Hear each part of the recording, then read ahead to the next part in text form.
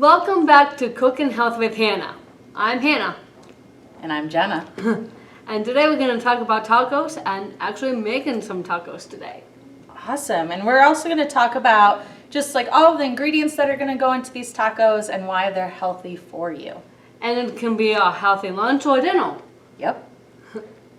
So let's begin by start making some tacos.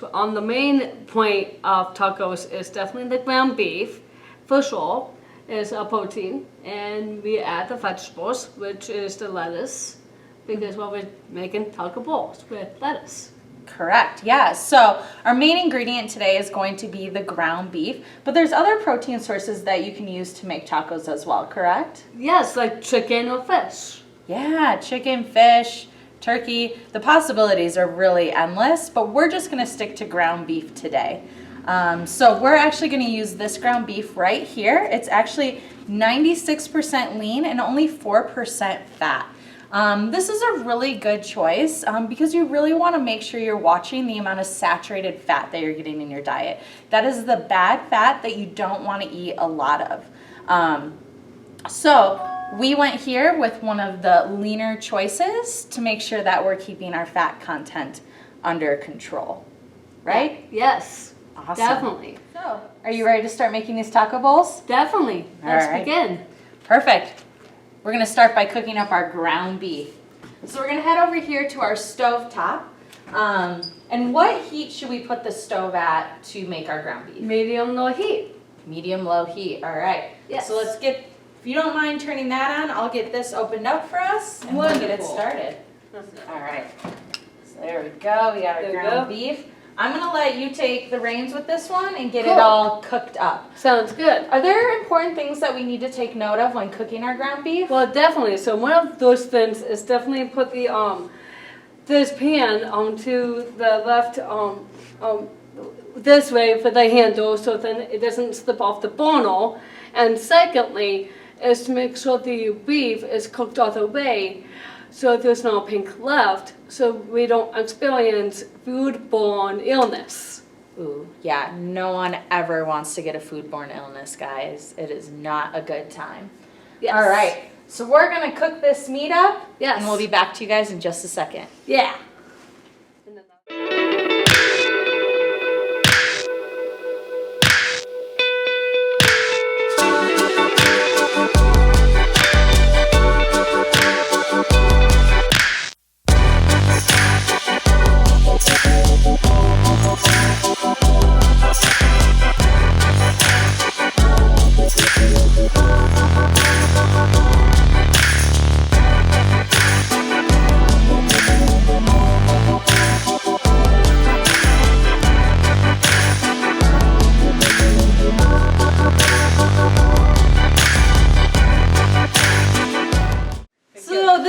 I drain off the grease. There's definitely multiple ways that this can happen, but I like to do it this way. So one of the important things is I want to point out I am not draining this in the sink. I have a jar in here that I drain fat into. You don't want to put it down the sink. That's really, really bad for your plumbing. It can really clog up those pipes. So I just use a lid and I press it against the meat so I don't lose all the good stuff. And then I shake it again, try to get a little bit more fat to come out. We didn't have too much, which is good. Just do it one more time to make sure we got everything. Just like so. Perfect. And then we'll just return it back to the burner here. And we'll just kind of let this all sit in here and cool off a little bit. But that's the easiest way I have found to drain off fat from meat, because you don't want to put it down the sink and you also don't want to leave it in the pan because then you're eating it, which is not what you want to do either. So I believe our next step now is to add some seasoning. Yes. So we're just not eating plain ground beef. No, we've wanted that taco seasoning because it's called a taco bowl for a reason, right? Yeah. So, Hannah, you have your very own blend, right? I do, yes. It's Fancy. one of my best selling ones. Awesome. So we're going to be using Hannah's taco seasoning because these are Hannah's taco bowls. This is her recipe that we're following. But if you don't have Hanna in your kitchen, you may need to go to the grocery store and buy one of these as well. They're all good though. So, you want to show everyone how to get the seasoning going into the tacos? Of course, yes. Perfect. I like to measure out my seasoning so at least you don't have to have it like in like one particular area of the taco meat. So I like to measure it out, and I think I measured it out to a teaspoon. Now I'm gonna do this 3 times, so it's nicely coated as well on the tacos. So that's the first one. And now on to the second one. And I scrape it off. And then I do it the same again. Make sure it gets all around. Don't want to taste nothing. Which is good. And then here's the final one we're going to do. And there you have it. That is the spice that we just added to the taco. And now we're going to do a 1/2 cup of this beautiful water in the meat. So then it can all flavors out with the spice. Cool. And so I'm just going to add this slowly because water also can makes it so tender and juicy too. So that's what we want. Right, Jenna? Yeah. And who doesn't like juicy tacos? I know I do. So there you have it on the water and the taco spice. Perfect. Now we're gonna stir it so that it's nicely mixed. Awesome. I'll get the heat back on for you Sounds good. because we're going to have to simmer it a little bit, right? That's it. We're going to show you guys how to make some guacamole while this is simmering and getting all the flavors soaked into the meat. All right, guys, so we're back over here with a bunch more of our ingredients for these taco bowls. And we're going to start to whip up some guacamole that we'll be adding in. So, if you're cool with it, I'll take the lead and get these avocados opened up. Sure, yes. All right. Definitely. Cool. So, when cutting an avocado, this is the way I like to do it. I like to go around the pit, just like so. It really is important to be careful because you can easily lose a finger if you're not. We have a nice ripe avocado. And then do you mind scooping these into the bowl? I don't mind whatsoever. I love to do that. Perfect. Thank you, Jenna. While you do that, I'll get this other one cut up. Sounds good. One thing with guacamole is it does tend to brown pretty easily. So a little trick is if you save the pits and put in your guacamole afterwards, that'll kind of help prolong the life of your guac a little bit.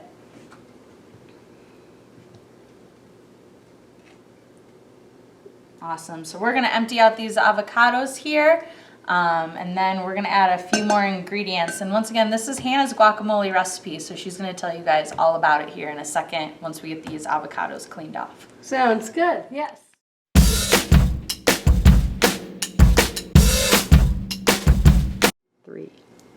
All right, so we have our avocados emptied into our bowl.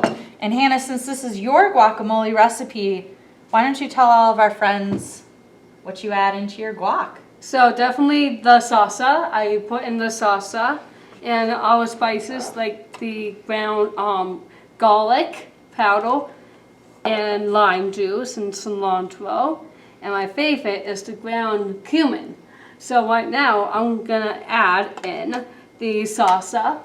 Okay. And I usually typically do it for 3 spoonfuls of salsa. First, how about I help you add some of these ingredients while we're doing it? Sounds good. If you want to do the lime juice and the cilantro, that'll be much of a help. Perfect.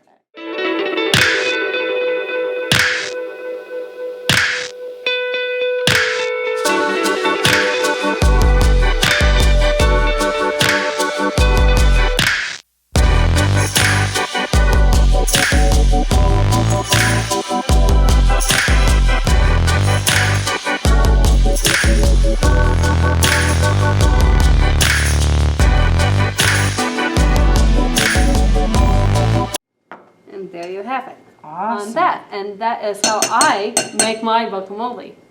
Great. Yeah, so there's a lot of ways that we can make guacamole.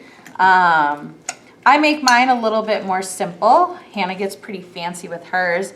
I do use the lime juice, and I just do like a little bit of salt and pepper, and I put some tomatoes in there and a little bit of cilantro as well, and then I mash it all together like this.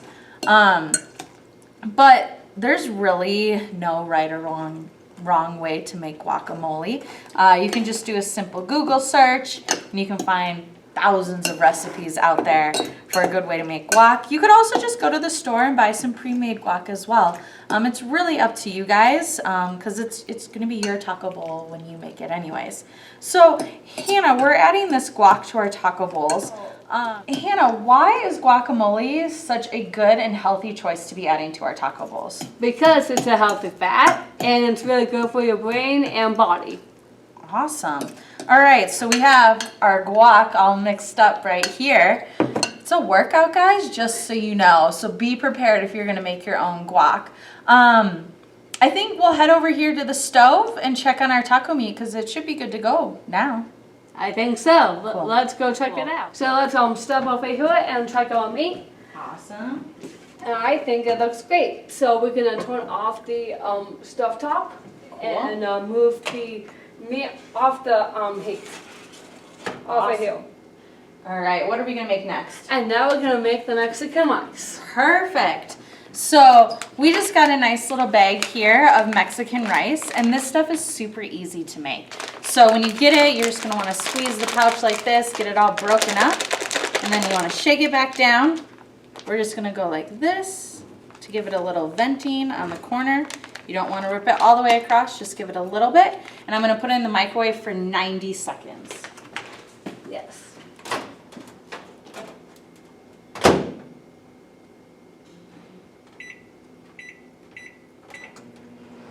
All right.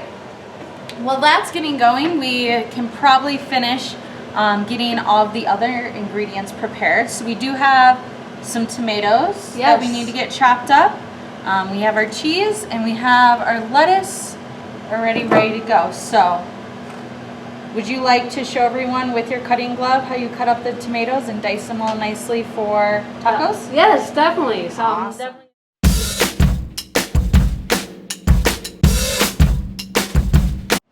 Awesome. Well, you chop those up. I just want to point out to everyone that it's really yummy to use Mexican style cheese for your tacos. It's a nice little mixture of some really great cheeses, but if you want, you can use any of your favorite cheeses that you can find in the cheese section at the grocery store, right? Yes. Yeah. Yes. Woo, rice is ready. So it's that easy, guys. Make sure to carry it by the corners so that you don't grab here where it's all hot. And then I'm going to let it cool down for a second, and then we'll rip the bag open, and we'll be ready to assemble our tacos here in a couple minutes. Yeah. All right, so we pretty much have all of our ingredients ready to go for our taco bowls. The only last thing is salsa, if you like to add that in. One thing with salsa, if you're not making it on your own, is it's really important to read the ingredients to make sure you're getting a good salsa. Hannah, can you tell our viewers what is in our salsa? Sure, yeah. So we did use the salsa. So what is in here is the tomatoes, tomato juice, onions, chili peppers, cilantro, salt, garlic, lime juice, and vinegar. And we just used this just in our guacamole a few minutes ago. So that's a really good salsa. It's all just like natural ingredients, no crazy things in there. So that's a good salsa to use. So make sure you guys check that when making your taco bowls. So I think our next step is to make our own bowls. What do you say? I would say let's do it. All right. So here's a bowl for you. Thank you. Here's one for me. Let me get this open all the way. It's cooled off now. This is good. So if someone doesn't want to make theirs in a bowl, is there another way that you can make tacos too? There's, instead of just using rice like we are doing now, we could also use tortillas. My preference is to use whole wheat tortillas to add a little bit more grains if we decide not to go with Mexican rice. Awesome. So yeah, we could do tortillas. Another way that you can enjoy this is you can make it more like a salad, so maybe not having any rice at all. There's so many fun ways to make tacos. And there you have it. All right, let's try a little bit and see how we did.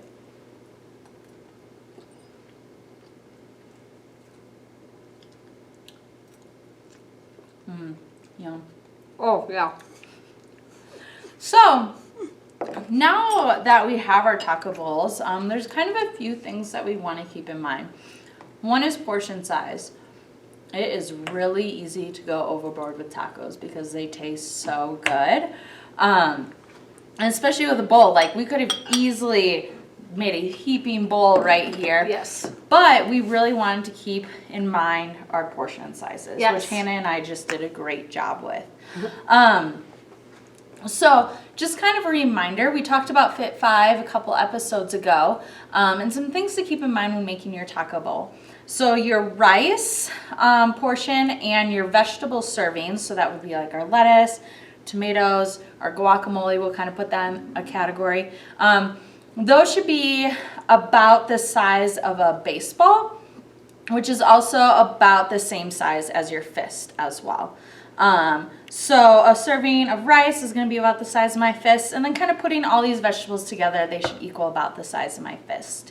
Then when we're looking at the meat portion, that's about the size of a hockey puck, which is about the size of my palm.